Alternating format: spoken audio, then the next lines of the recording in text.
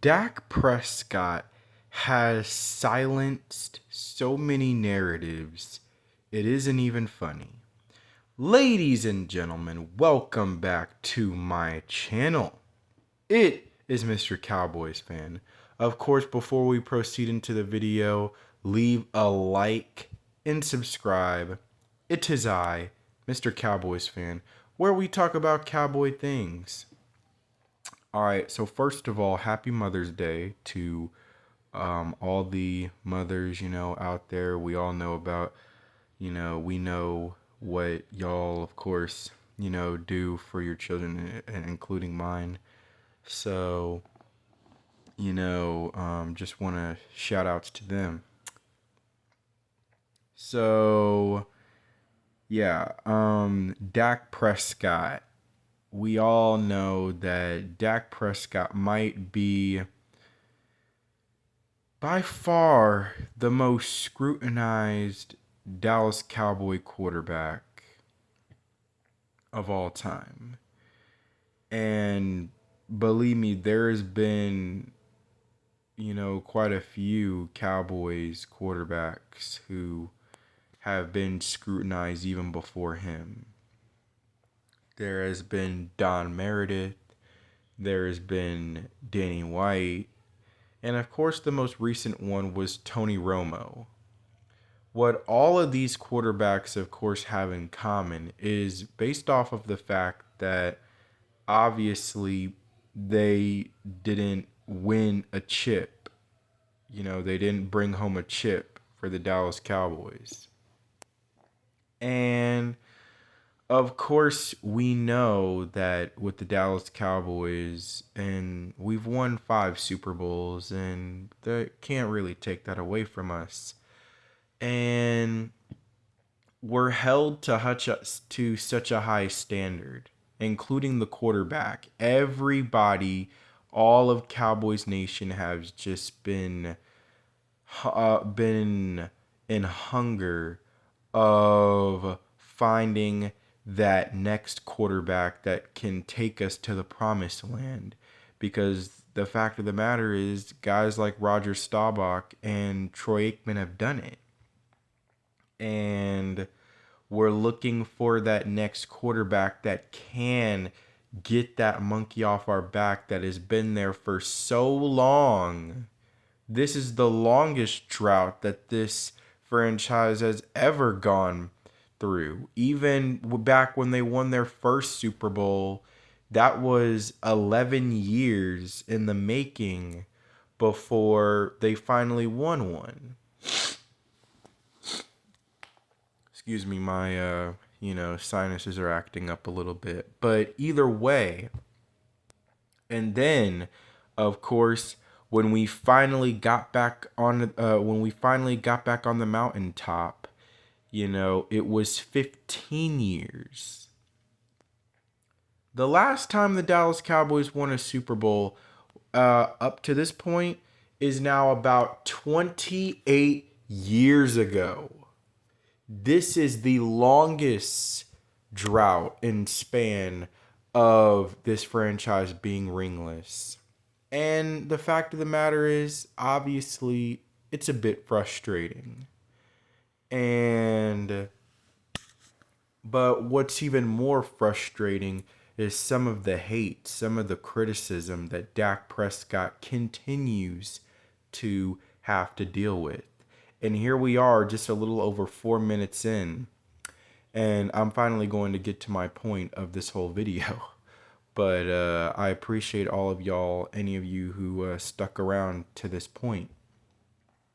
So Dak Prescott, of course, was a 4th round draft pick coming in for Tony Romo, who had gotten hurt, of course, in the 3rd preseason game against Seattle. And he comes in and, he did a good job. He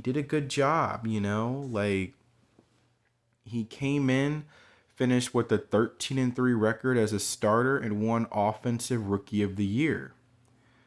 Of course, that was the year that we were the number 1 seed, and went one and done in the divisional round to, of course, Aaron Rodgers and the Green Bay Packers in that play that still kind of dreads to my eye.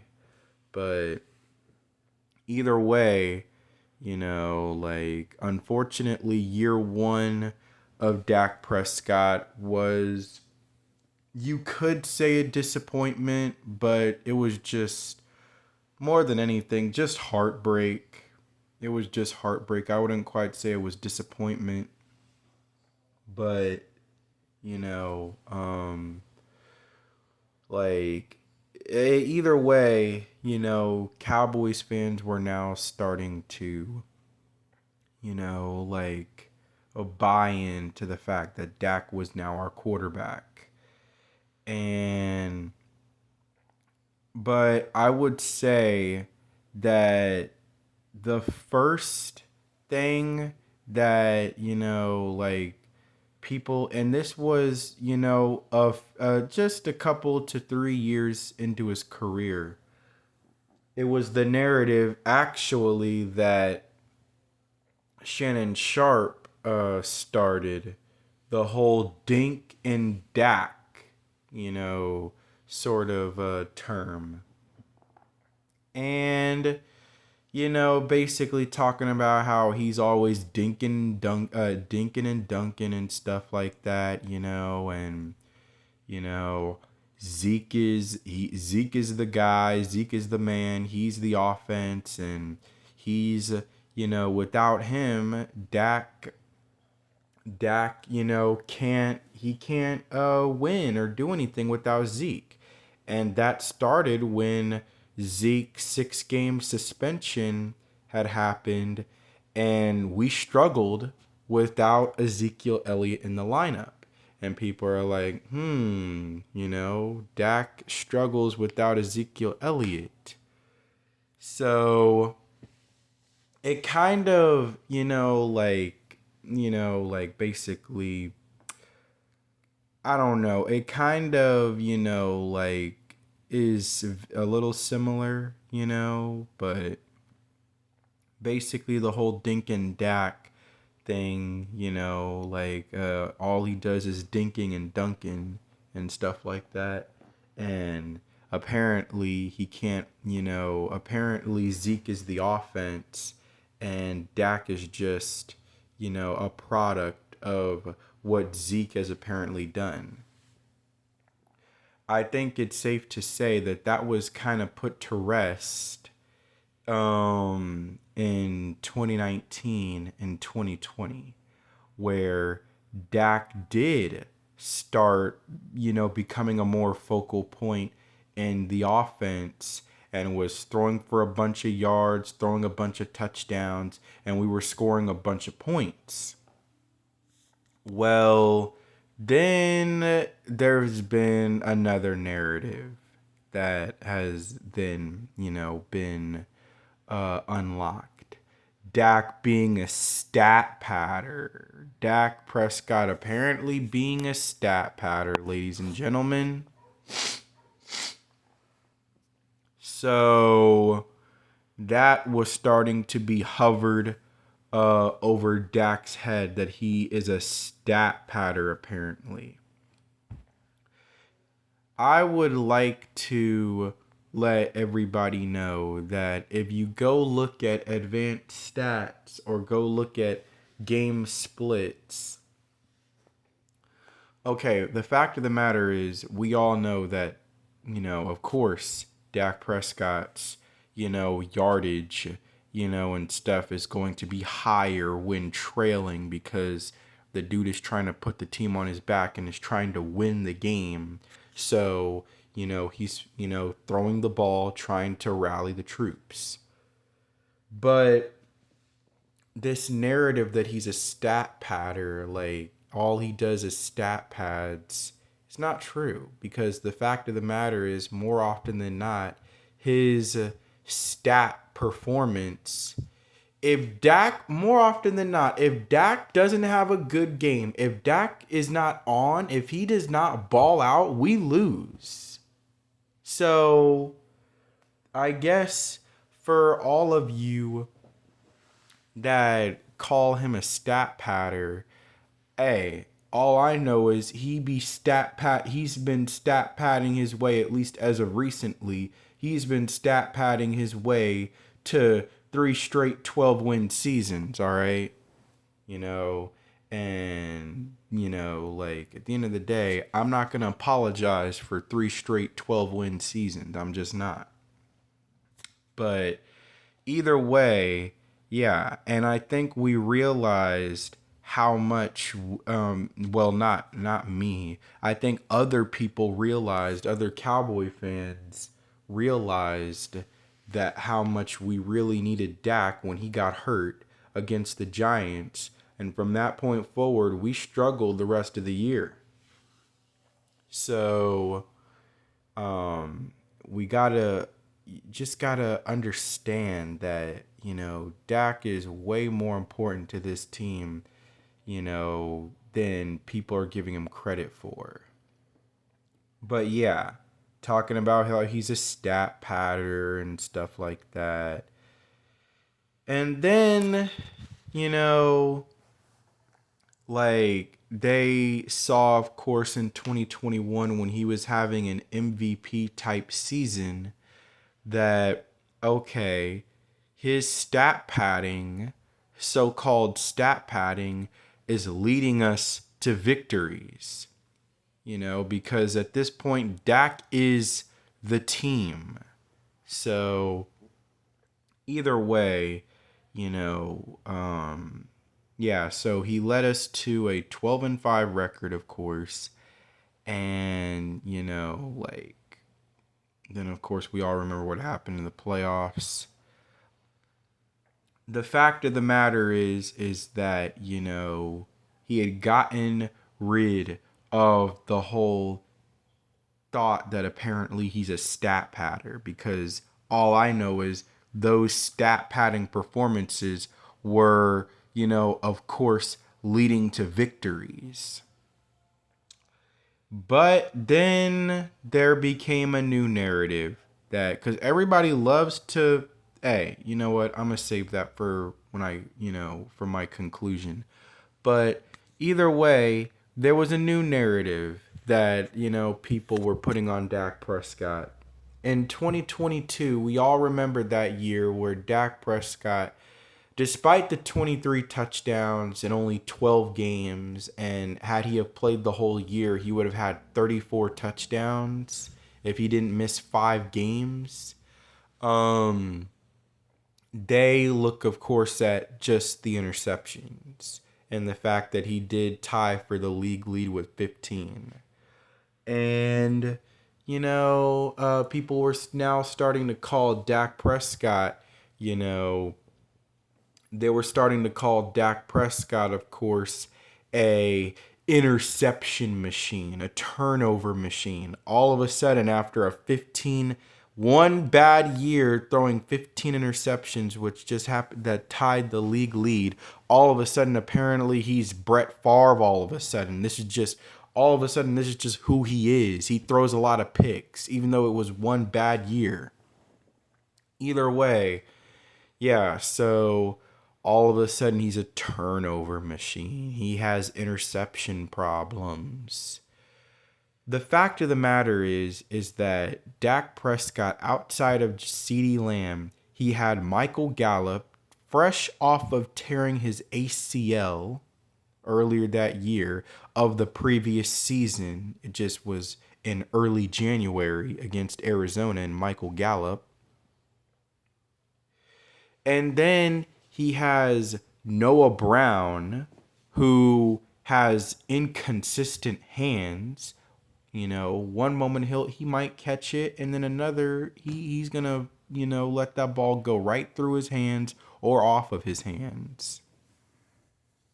And then Dalton Schultz, who all he can really run is 6-yard stop routes, and stuff like that. Like he's not really, anything special or anything like that you can really depend on in, like clutch, situations or anything like that. A player that you can depend on to make a play. So Dak had those receivers as his targets. And I don't care what you say. The fact of the matter is, when you have that on your plate, it's going to make everything else a whole lot more difficult. So the fact that he even threw 23 touchdown passes was pretty impressive. But yeah, so the fact of the matter is, doesn't matter. He still went 8-4 as a starter, and it led to us having a 12-5 record. And also, by the way, the one stat that they don't tell you, they want to talk about the interceptions, but what they don't tell you is that ever since Dak Prescott came back from his injury, we were the highest scoring. No team had scored more points, gained more yards, or had a higher third down efficiency in the NFL when Dak came back. But either way, it is what it is. Dak Prescott, of course, retired Tom Brady in the wild card round, putting up a magnificent performance. They don't tell you about that. He threw for over 300 yards, 4 touchdown passes, and 0 interceptions. Oh, no interceptions. Either way, and we cruised to a victory in that game, 31-14. Now, unfortunately, he had struggles against the 49ers, but I kind of knew that this wasn't going to be sustainable with our lack of weapons, offensive weapons. I knew this wasn't going to be sustainable because we're not going to be able to do this against really good teams like the 49ers or even the Eagles, even though Dak put up 315 against them just a few weeks prior. But yeah, so either way, then there was this past year. So the narrative, of course, is that Dak is an interception machine and, he turns the ball over a lot. Well, Kellen Moore is no longer in the picture. Mike McCarthy is calling the offense, and Dak Prescott throws for over 4,500 yards, 36 touchdowns to only 9 picks. 9 picks. I guess the narrative of him being a turnover machine is over, huh? Well, now they're, coming up with another narrative, which I'm not going to lie, has been around for a little while, but ever since after that playoff loss to the 49ers, this has kind of been a narrative that Dak Prescott can, play great in the regular season and put up great stats. But when it comes to when you need him the most in the playoffs, he's come up small. And the fact of the matter is, I want to go over that playoff loss to the Packers a little bit, because as bad of a first half as Dak Prescott had, he played a really good second half.